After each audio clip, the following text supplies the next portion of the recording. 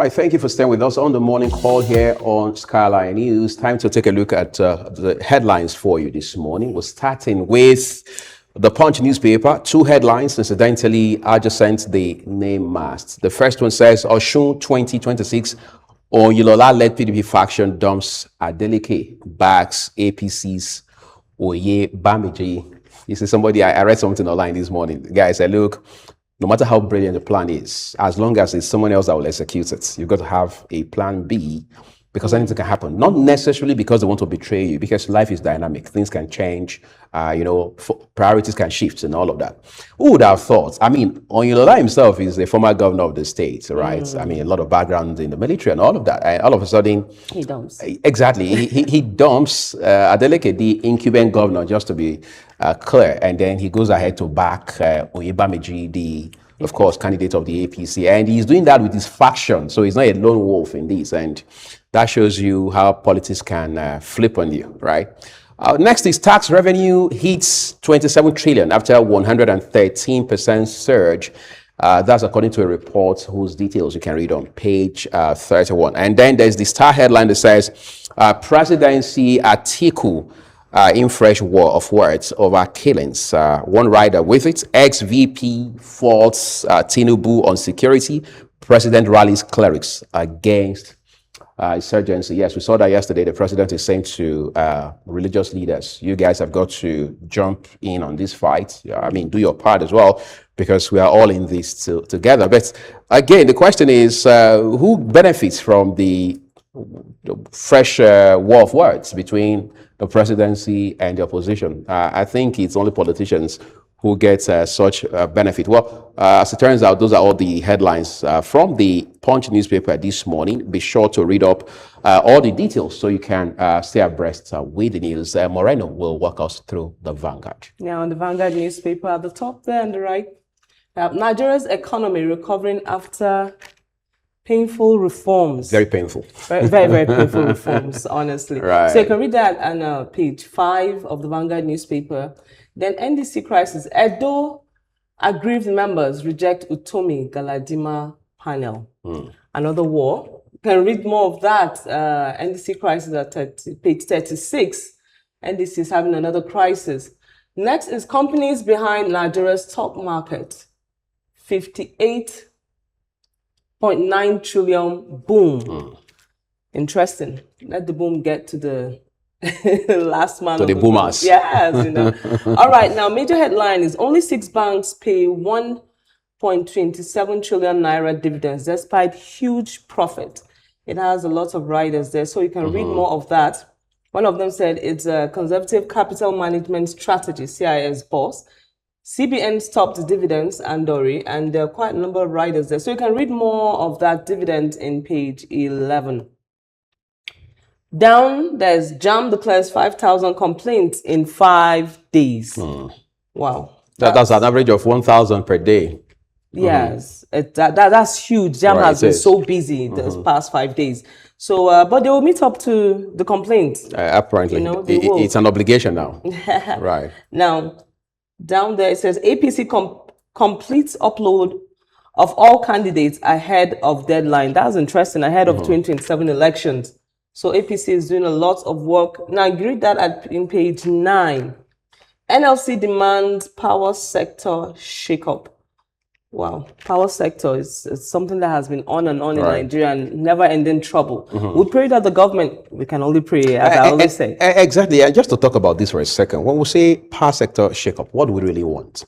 Is it like we want a different act? Because there's an act for the power sector. Do we want a different kind of regulatory framework around it, which in any case will require what they call a parliamentary sort of re-engineering? I mean, you have to go back to the National Assembly. And then you're also asking, what else do you want in terms of shake-up? Do you want a new minister? The one in the saddle has just been there for a few months. We criticized time and again the one that just left, who said he was going to run for the governor of Oyo State. So what are the specifics we have to do as a country or as a government to address this issue once and for all? On a final note, a gentleman said something on television some years ago. He said, look, one of the mistakes we're making as a country is that when God made the world, he he made light first and everything else followed, which was a matter of priority. But for us, well, placing the cart before the horse, he said because we are driving, I mean, we're pursuing foreign direct investments, we say we're driving healthcare, we are building infrastructure, but we do not have light. So how are you going to even drive the SME sector, which is actually the engine room of any economy anywhere in the world? I think the fight for power stability has been on for a very long time. It comes to ask the question: Is there a group of people or I know the word you're looking for is cabal. I try not to use that word. that are behind this Right. power problem.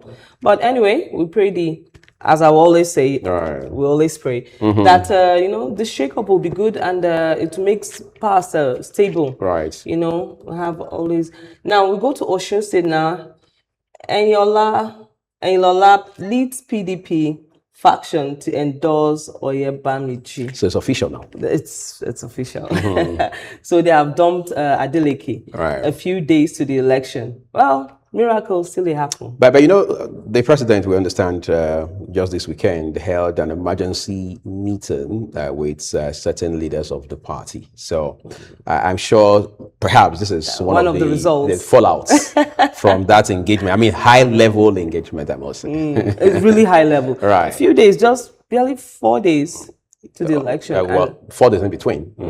And you're dumped. It must really pain. It's a last-minute dump.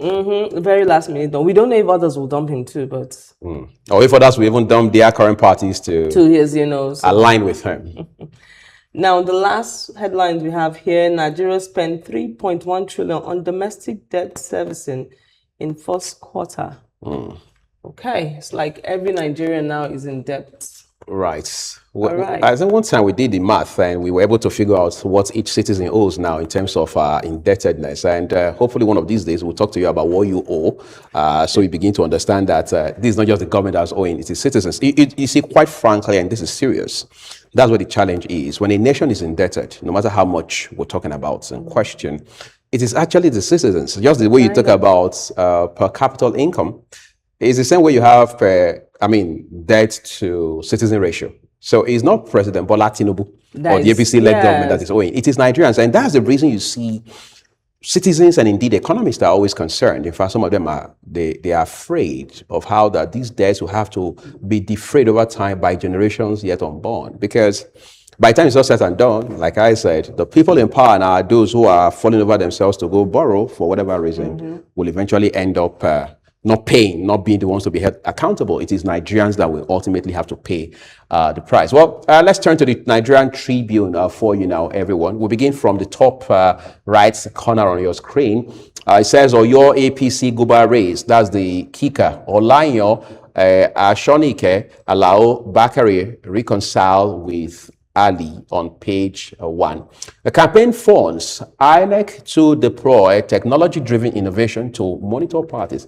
My head is spinning for a second. I don't know how that will work with these campaign funds and monitoring, because we understand that the laws are very clear as to thresholds. If Moreno Hania was to run for president, for example, there's a threshold as to how much you can spend. If she's to run for the governor of our state, there's also a threshold. But the question is, beyond these, if you like, principles, as I like to call them, who monitors to realize, to ensure that politicians and indeed the candidates and the political parties align or comply with these laws? That's where we have a huge gap that needs more than being pretentious, all right? Do they actually comply? Right. Okay, so let's look at the last one just above the nameplates. A PFIPC reps panel finally meets Adeyemi in police custody. So what happens next? Because the man has said, look, I'm not interested in this, your closed door discussion. I want to be in the eye of Nigerians when we have this engagement. Will that happen? Are we going to see a situation where he comes to the House committee and then, of course, present his side of the story publicly in full glare of cameras? Well, we wait to see how that pans out. Meanwhile, we have a star headline here that reads, Nigeria out of the woods, economy shows strong growth recovery. That's Dr. Zach Adedeji speaking on primetime program just last night. the boss of the Nigerian Revenue Service, says, look, President Tinubu is doing a whole lot that even the opposition cannot understand. But then let's just present you two riders with that headline. 10 blue chip companies post 14.4 trillion naira revenue, 27.1 trillion naira tax collected in 7 months. Well, like Moreno was highlighting a while ago, while we're seeing all of these numbers surge, to what extent do they rub off on the lives of our people? That's where the ultimate question needs to be answered. Kogi, police, army, comb forest, destroy kidnappers' hideouts along Okene Auchi Road. That's the Okene Benin axis of the stretch of that road. Nigeria's recurring floods up to $9.12 billion lost. 880 billion naira needed for repairs. That's FDC report that you can read up on page 6. Then there's a bit of health here. It says worsening financial condition accelerates memory loss in older adults. That's very disturbing. Worsening financial condition accelerates memory loss in older adults. You're wondering what's the correlation between financial state and memory. Well, here you have the report on page 19. You can read it for context. Finally, Oshu, Oyinlola, other PDP leaders endorse APC's Oyebamiji. I will not disappoint you, says APC Guba candidate. So there's an understanding already, but we hope that will serve at least the overall interest of the people of the state. Those are all your headlines from the Nigeria Tribune. Please, we urge you to read up details so you know where the news is heading today. Moreno has the next set of headlines from the Guardian newspaper. Okay, the Guardian newspaper. Major headline here says insecurity. Low ROI drags 18 states from digital access connectivity. Read that up in page 6 of the Guardian newspaper. And at the top left, we have at top right, 2027, Atiku's come divided amid calls for reform ahead of the campaign season. Some people are still asking Atiku again. Yes, he will come. Maybe it's his luck this time. Of course. You know. Still on 2027, INEC extends deadline for submission of governorship candidates lists. Okay, you read up that in page 3 of the Guardian newspaper. Adedeji, Nigeria will be paying 53 trillion in subsidy without reforms. Wow. You read more of that. You see, for a second, you see, this is where we have to tell ourselves the truth. So what that's essentially, I mean, if we were to, if you like, rephrase what Dr. Zaka Adedeji is saying is that we are saving this much on account of having suspended the fuel subsidy payments, of course, for 3 years and counting now. But the question is, where is this money going to? The federal government has answered that question time and again. They say, we're putting some in infrastructure, we're pushing whatever is left to the states' governments, or if you like, the governors. But the question again is at the subnational level, what is reflective? Is there anything reflective of the fact that such monies are going now to the states? Yes, we may say 1 or 2 states are doing better than they were before all of this increase, but can we say the same of all 36 states? Of course, FCT is no exemption. I leave that question for my opponents to answer. Honestly, I don't think there's a news that most Nigerians will want to listen to. Of course, yeah. We are borrowing so much more, and you say we have this much in our coffers, and anyway. Yeah, there's disparity between what you're borrowing, what you're saving, and then of course the quality of life of the people. It's sad. All right. Rights groups allege 6,000 Igbo families in agony over missing loved ones. Wow, that's Sounds serious. Still on insecurity. You read that up on page 7 of the Guardian newspaper. Next, we have aviation unions issue airlines final 3-day strike notice. This has been going on for a long time. Right. You know, so you more of that in page 4. But in that regard, we saw the chairman of Airpeace, Dr. Allen Oyema, talking about how that unions in the sector, I mean the aviation sector, should now become, I mean, to paraphrase, a clog in the wheel of progress for the sector, for its operators. In other words, yes, we can always have labor-related issues, but let's not make unions more like an instrument of war against the progress of the sector. But again, I'm wondering, I'm not in that sector, I don't play there, I've never been there, but I'm wondering, should it not be a win-win for everybody? the investors, the professionals, I mean, those who are in the technical aspects of the, I mean, end of the sector. And of course, the union people. The union people are the ones that also work in the sector. Yeah. So if we see the unions always clamoring to go on strike, labor-related tension and all of that, it means something is fundamentally wrong. And the question is, who is supposed to be fixing whatever it is that is wrong in the I think in sector? this aspect, the investor wants his investment to grow without putting in much in human. So That's an old Nollywood movie from the 90s.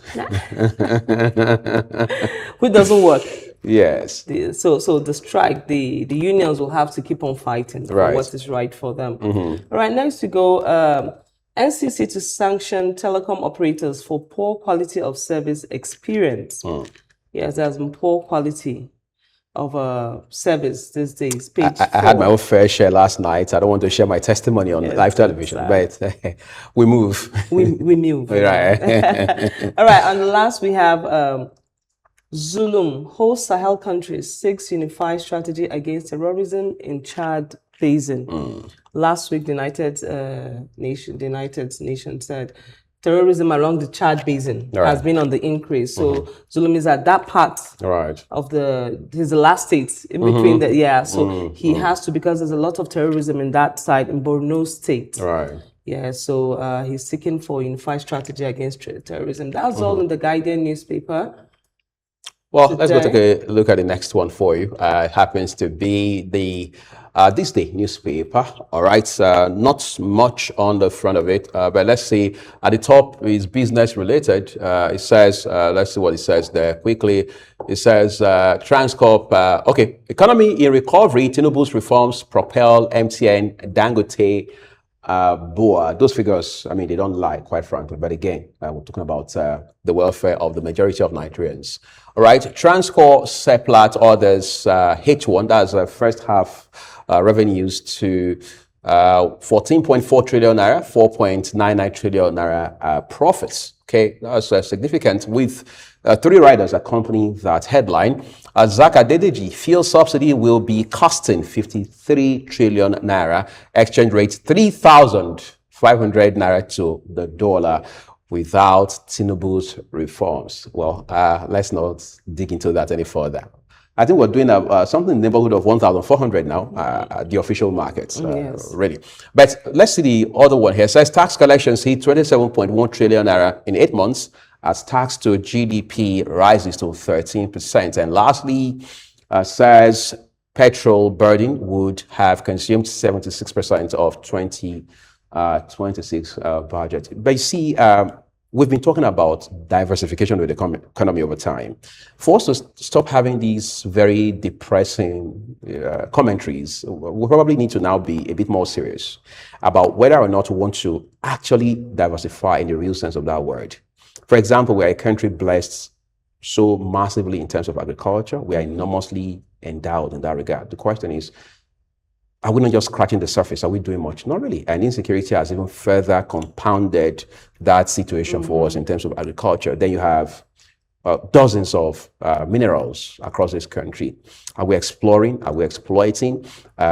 Are we dealing with illegal exploration, illegal mining and what have you? Understand you have the mining marshals now, but has that made any significant, measurable difference? But in all of this, we need to decide what model we are adopting in terms of diversifying the economy away from oil, all right? Enough said. NRS, economy out of the woods after difficult adjustments. Again, that was Dr. Zaka Dedeji, the executive chairman of the Nigerian Revenue Service. They're talking and putting in front of Nigerians the achievement in terms of reforms by the Tinubu-led government. Those are all your headlines this morning from This Day newspaper. Please take a look at them beyond the headlines. Well, let's see what next we have this morning in terms of the headlines from different papers. But it turns out that's the very last one today. As always, we encourage you to take responsibility for the quality of news that you consume by reading details of these headlines for yourself. Remember too that Skyline News has no contribution to these headlines. We just present them to you exactly as published by their respective publishers. The rest of the show continues this morning with an update from the ever exciting world of sport with Bala Kato.